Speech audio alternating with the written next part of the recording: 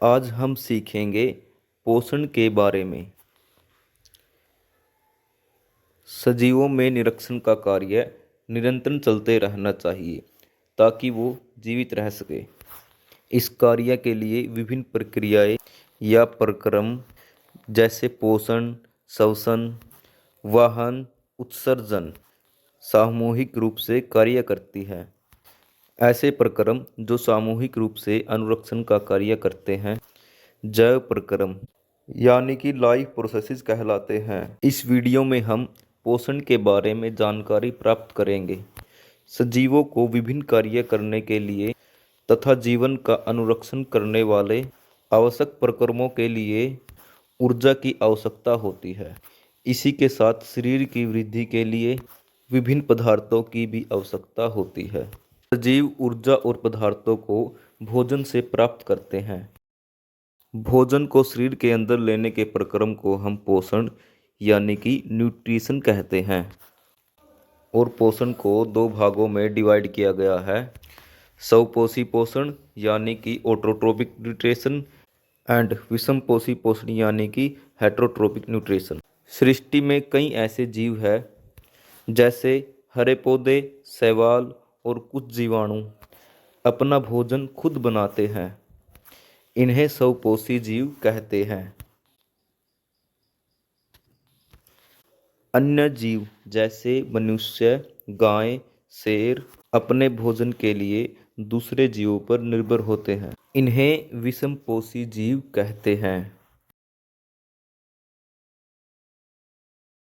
वे जटिल पदार्थों को ग्रहण करते हैं तथा इन्हें विभिन्न जैव उत्प्रेरकों एंजाइम की सहायता से सरल पदार्थों में खंडित करते हैं और पोषण प्राप्त करते हैं। चलिए स्वपोषी पोषण को विस्तार से समझें। स्वपोषी पोषण में जीव प्रकाश संश्लेषण यानी फोटोसिंथेसिस प्रक्रम से अपना भोजन खुद बनाते हैं। वह प्रक्रम जिसमें जीव पर्यावरण से कार्बन डाइऑक्साइड और जल लेते हैं तथा क्लोरोफिल और सूर्य के प्रकाश की सहायता से इन्हें कार्बोहाइड्रेट में परिवर्तित करते हैं, प्रकाश संश्लेषण कहलाता है। प्रकाश संश्लेषण की प्रक्रिया को इस रूप में भी दर्शाया जाता है। प्रकाश संश्लेषण के लिए कार्बन डाइऑक्साइड, पानी, क्लोरोफिल और सूर्य का प्रकाश आवश्यक होते हैं।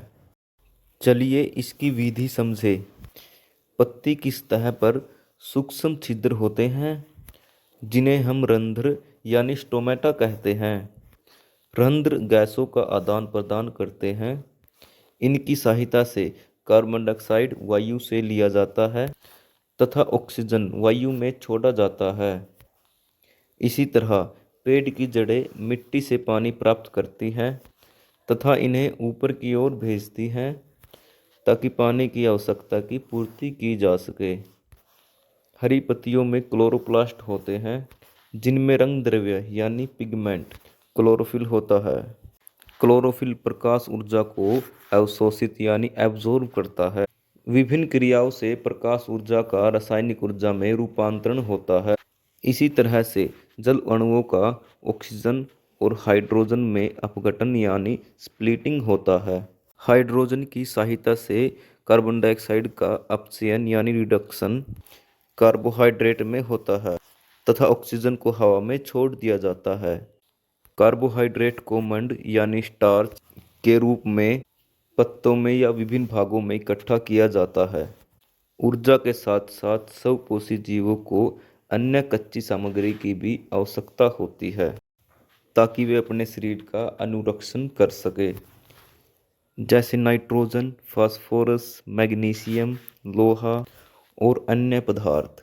वे इन्हें मिट्टी से प्राप्त होते हैं। रंध्र छिद्रों से जल वाष्प यानी वाटर वेपर के रूप में जल की पर्याप्त मात्रा में हानि हो सकती है। इसे रोकने के लिए रंध्र छिद्रों के आसपास द्वार कोशिकाएं यानी गार्ड सेल्स होती हैं जो छिद्रों को बंद करने और खोलने का कार्य करती हैं। जल कोशिकाओं के अंदर जाता है तो वे फूल जाती हैं और रंध्र द्वार खुल जाते हैं। इसी तरीके से जब जल कोशिकाओं से बाहर आता है तो वे सिकुड़ जाती हैं और रंध्र द्वार बंद हो जाते हैं। अब चलिए विषमपोषी पोषण को विस्तार से समझें। स्वपोषी जीवों द्वारा बनाए गए भोजन पर ही विषमपोषी जीव निर्भर करते हैं। भोजन के स्वरूप, उपलब्धता तथा भोजन के ग्रहण करने के ढंग पर विभिन्न विषमपोषी, उदाहरण के लिए कुछ विषमपोषी जीव जैसे यीस्ट, मशरूम और फफूंदी भोजन का विघटन अपने शरीर के बाहर करते हैं और उसके बाद उसका अवशोषण करते हैं, जबकि अन्य जीव भोज्य पदार्थों का अंतर्ग्रहण करते हैं जिसका पाचन शरीर के अंदर होता है। शाकाहारी जीवों में भोजन अचल है और मांसाहारी जीवों का भोजन गतिशील है। शाकाहारी भोजन जैसे सेलुलोज पचाने के लिए गाय जैसे जीवों में लंबी सुद्रांत यानी स्मॉल इंटेस्टाइन होती है, जबकि मांस का पाचन सरल है, इसलिए बाघ जैसे जीवों में सुद्रांश छोटी होती है। कुछ जीव मरे हुए जीवों से अपना भोजन प्राप्त करते हैं, जबकि कुछ जीव जीवित पशुओं से अपना भोजन प्राप्त करते हैं। एक कोशिकीय जीवों यानी सिंगल सेल ऑर्गेनिज्म में भोजन उनकी संपूर्ण सतह से लिया जाता है, जबकि बहुकोशिकीय जीवों यानी मल्टी सेलुलर ऑर्गेनिज्म में एक उन्नत प्रणाली होती है। चलिए अमीबा के भोजन ग्रहण की पद्धति को समझें। जैसे कि एक कोशिकीय जीवों में भोजन उनकी संपूर्ण सतह से लिया जाता है, अमीबा अपनी कोशिकीय सतह से उंगली जैसे अस्थायी परावर्त से भोजन के कणों को घेर लेते हैं। इन परावर्तों को पदाब या कूटपाद यानी सूडोपोडिया कहा जाता है। इसके बाद सारे परावर्त संगलित यानी फ्यूज होकर खाद्य रिक्तिका यानी फूड वैक्यूल्स बनाते हैं। इसके अंदर भोजन का विघटन सरल पदार्थों में किया जाता है। बचे हुए अपच पदार्थ को कोशिका की सतह की ओर गति करते हैं और शरीर से बाहर निकाल दिए जाते हैं। चलिए अब देखते हैं कि मनुष्य में भोजन का प्रक्रम किस प्रकार से होता है। मनुष्य में भोजन ग्रहण करने के लिए मुंह से लेकर गुदा तक एक विस्तारित लंबी नली है, जिसे हम आहार नाल यानी एलिमेंट्री कनाल कहते हैं। आहार नाल का सबसे पहला हिस्सा मुंह है। मुंह यानी माउथ में भोजन को दांतों द्वारा चबाकर छोटे छोटे कणों में बदल दिया जाता है। चबाने के दौरान पेशीय जिह्वा यानी मस्कुलर टंग भोजन को लाला ग्रंथि यानी सलाइवरी ग्लैंड से निकलने वाली लार यानी सलाइवा के साथ मिला दी जाती है।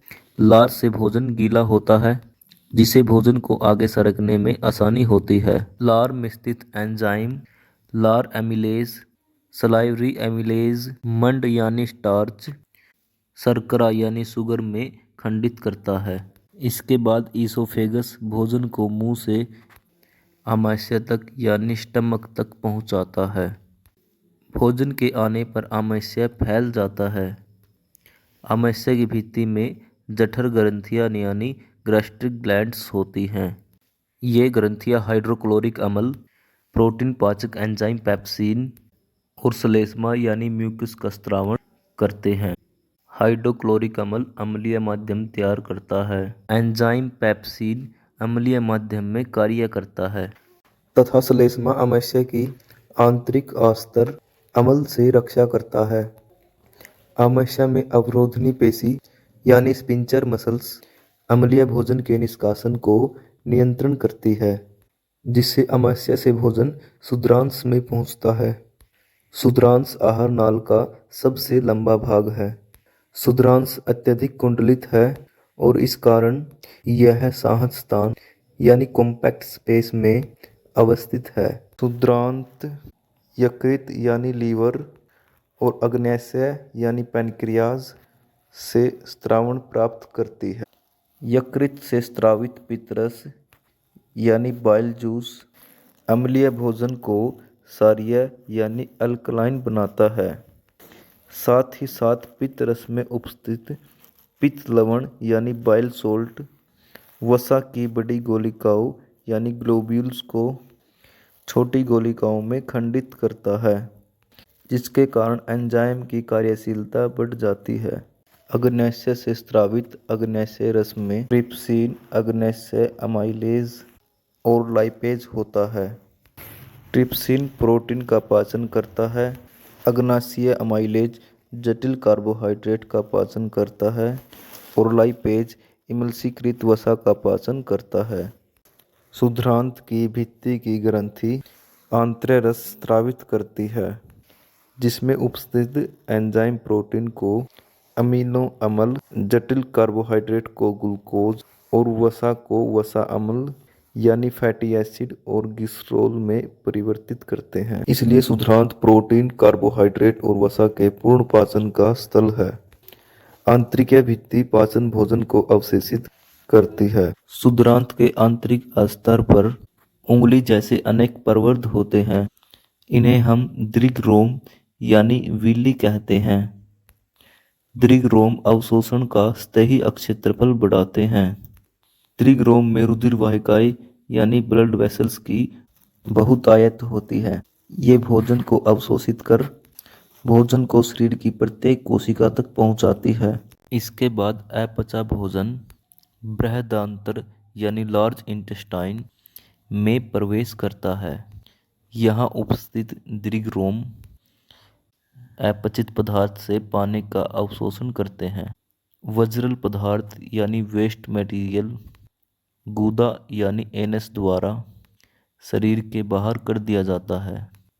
गुदा अवरोधनी यानी एनल स्पिंचर्स बहिर्ज पदार्थ के निक्षेपण यानी एग्जिट्स को नियंत्रण करती है। तो आज हमने सीखा पोषण क्या है और पोषण के विभिन्न प्रकार कौन से हैं।